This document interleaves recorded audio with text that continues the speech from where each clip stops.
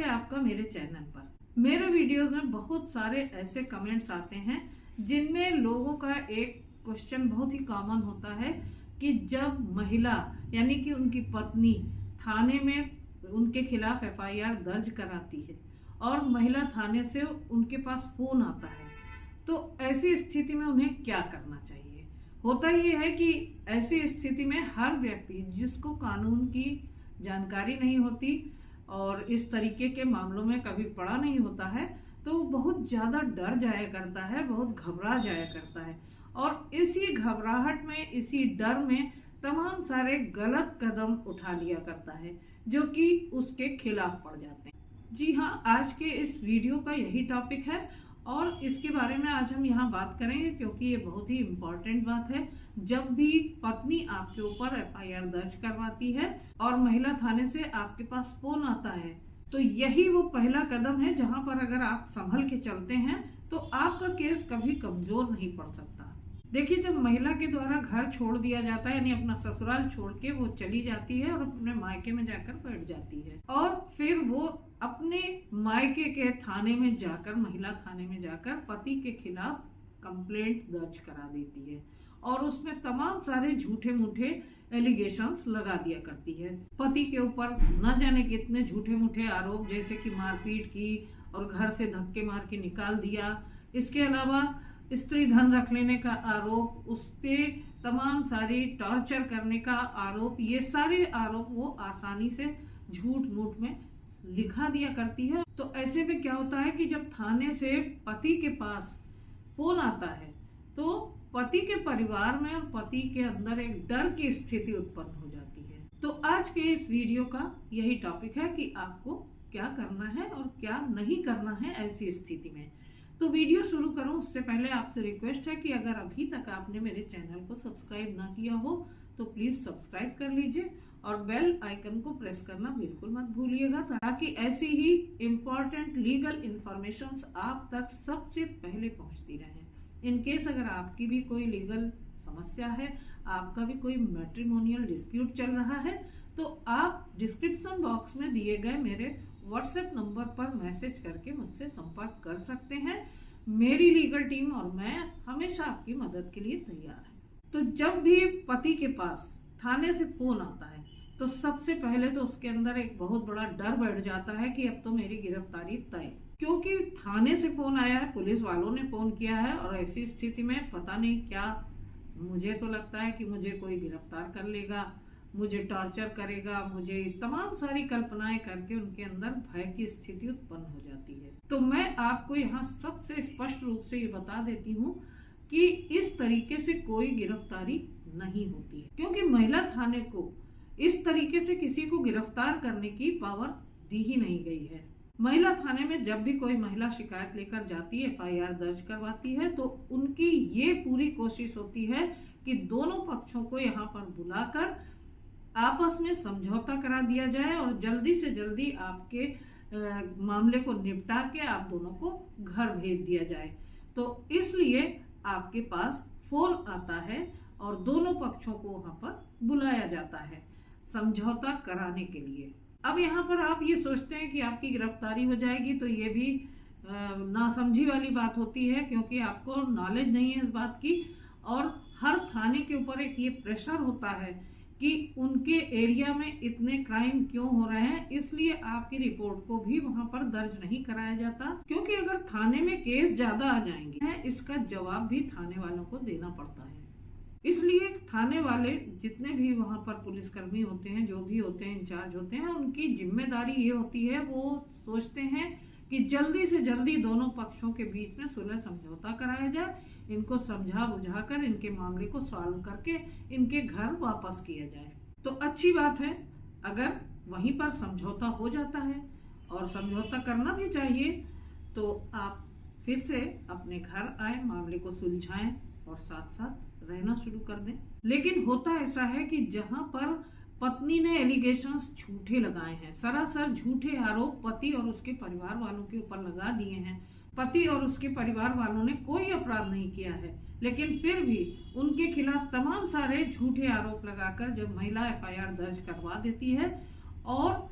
ऐसी स्थिति में क्या होता है कि पति और उसके परिवार वालों के द्वारा इस चीज को मानना बहुत आसान नहीं होता है। देखिए, तमाम सारे एलिगेशंस झूठे और उसके साथ साथ स्त्री धन हड़पने की भी जो रिपोर्ट की जाती है, और क्या होता है कि जब पति थाने पर पहुंचता है तो उसको एक लिस्ट पकड़ा दी जाती है और कहा जाता है कि देखिए, इतना सारा सामान आपने अपनी पत्नी का रख लिया है जिसे आपको वापस उसे देना है। तो आप कोशिश कीजिए कि सामान जो लिस्ट में लिखा गया है, जो वास्तव में आपके पास है, उसे आप जल्दी से जल्दी पत्नी को वापस कर दीजिए। लेकिन जो सामान झूठ मूठ में लिखा गया है, यानी जो सामान कभी आपके पास आया ही नहीं, जो सामान कभी आपकी पत्नी लाई ही नहीं, तो उसके लिए आपको वहां पर डरने की बिल्कुल भी जरूरत नहीं है। आपको साफ साफ स्पष्ट शब्दों में बता देना है कि ये सामान कभी भी मेरे घर में आया ही नहीं, और ये जो सामान लिखा है बढ़ाकर, ये सरासर झूठा है और ये सामान मेरे पास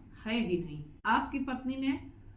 मारपीट का आरोप लगाया है, उसको टॉर्चर करने का आरोप लगाया है, तो उससे आपको मान लेने की जरूरत नहीं है। आपने जब वो अपराध कारित किया ही नहीं, तो फिर आपको वहां पर घबराने की जरूरत नहीं है और इस बात से साफ इनकार कर देना है कि आपने ऐसा कोई भी कृत्य नहीं किया जिस तरीके से पत्नी ने लिखा है अपनी कंप्लेंट। तो जो अपराध आपने किया ही नहीं, उसको मानने की जरूरत बिल्कुल भी नहीं है, क्योंकि जो महिला थाना है, वुमेन सेल है, वहां पर सिर्फ समझौता कराने की पावर होती है। देखिए, अगर आपकी एफआईआर हो जाती है और वहां पर जबरन आपसे लिखवाया जाता है कि आप लिखिए कि अब आप अपनी पत्नी से मारपीट नहीं करेंगे, आप उससे समझौता करने की कोशिश करेंगे और आगे भविष्य में इस तरीके की गलती नहीं करेंगे, तो ऐसा आपको, अगर आपने कोई अपराध नहीं किया है, तो बिल्कुल भी लिखने की जरूरत नहीं है। और अगर आप ऐसा लिख देते हैं, आप सोचते हैं कि मामला कोर्ट तक न जाए, हमारे आस पड़ोस तक न जाए,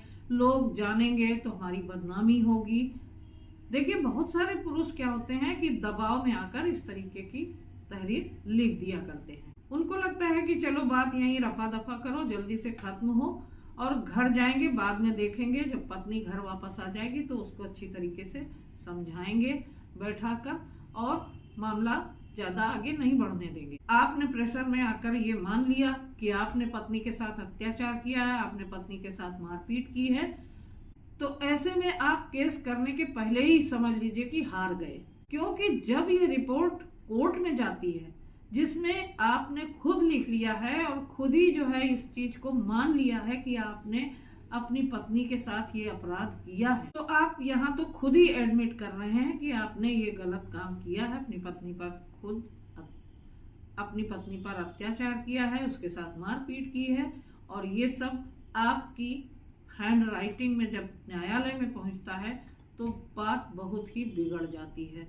तो ऐसी गलती आपको कतई नहीं करनी है किसी के भी प्रेशर में आकर। और अगर मान लीजिए कि प्रेशर में आकर आपसे लिखवा लिया गया है और आपने लिख भी दिया है, तो ऐसे में जब भी आप कोर्ट में जाएंगे तो वहां पर आपको ये कहना है कि ये मेरे ऊपर दबाव बनाया गया था और मुझसे जबरदस्ती लिखवाया गया है। तो ये बात आपको अच्छी तरीके से यहाँ समझ लेनी है कि आपको कभी भी उस अपराध के लिए समझौता नहीं करना है जो आपने किया ही नहीं है। अगर पुलिस वालों की तरफ से दबाव की स्थिति बनती है तो किसी अच्छे वकील से संपर्क कीजिए। वकील से पूरी जानकारी लीजिए आप कि आगे आपको कैसे और क्या करना है। जो भी पुलिस वालों के द्वारा आपसे लिखाया जाता है वो आपको नहीं लिखना है। अगर आरोप झूठे हैं तो उसको स्वीकार नहीं करना है। ज्यादा से ज्यादा क्या होगा, एफआईआर हो जाएगी और एफआईआर के बाद आपको लगता है कि गिरफ्तारी हो रही है या गिरफ्तारी हो जाएगी, तो ऐसे में आपको अंतरिम जमानत के लिए याचिका दायर कर देनी है,